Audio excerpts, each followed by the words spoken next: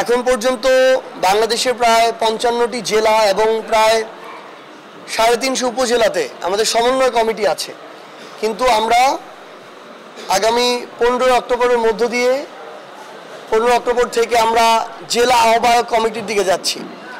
আমরা কেন্দ্রীয় কমিটির পক্ষ থেকে জেলা এবং মহানগরের আহ্বায়ক কমিটি ঘোষণা করব। তারা পর্যায়ক্রমে তাদের অধস্তন যে ইউনিটগুলো, উপজেলা, ইউনিয়ন, ওয়ার্ড, এগুলোর আহ্বায়ক কমিটি গঠন করবে। আমরা মনে করি যে এনসিপি তাদের জায়গায় নিজেদের অবস্থানকে আরও শক্তিশালী করতে সবচেয়ে গুরুত্বপূর্ণ কাজ হচ্ছে তাদের সাংগঠনিক ভিত্তিটাকে শক্তিশালী করা। এনসিপি তাদের জায়গা থেকে আগামীর বাংলাদেশের গুরুত্বপূর্ণ রাজনৈতিক পরিক্রমায় নেতৃত্ব দিতে চায় এবং সেই লক্ষ্যেই এনসিপি তাদের সাংগঠনিক যে কার্যক্রম, এই কার্যক্রমগুলোকে শক্তিশালী করতে চায়। ইতিপূর্বে বিএনপি কখনো এককভাবে সরকার গঠন করেনি, আবার জামায়াতও কখনো বড় পরিসরে জনগণের প্রতিনিধিত্ব করেনি।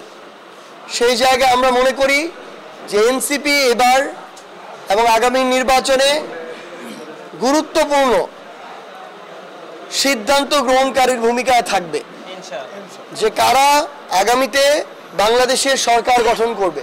যদি কেউ পরিবর্তনের কমিটমেন্ট দিতে পারে এবং কাজে সেটা প্রমাণ করার মতো তারা ওইটুকু কমিটমেন্ট শো করে, দেখায়, তাহলে এনসিপি সময়ের বিবেচনায় দেশের প্রয়োজনে ইলেকটোরাল অ্যালায়েন্সের দিকে যেতে পারে। আবার যদি মনে করে এরকম কমিটমেন্ট কারো থেকে পাচ্ছে না, শুধু কথার ফুলঝুরি, তাহলে এনসিপি এককভাবে নির্বাচন করতে পারে।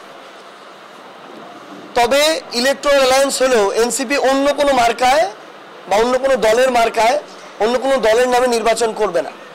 যেটা আমরা ইতিপূর্বে একবার দেখেছিলাম যে জামায়াত কিন্তু বিএনপির মার্কা নিয়ে নির্বাচন করেছিল। আমাদের যদি এটা হয় ইলেকটোরাল অ্যালায়েন্স, আমরা এনসিপি হিসেবেই নির্বাচন করব।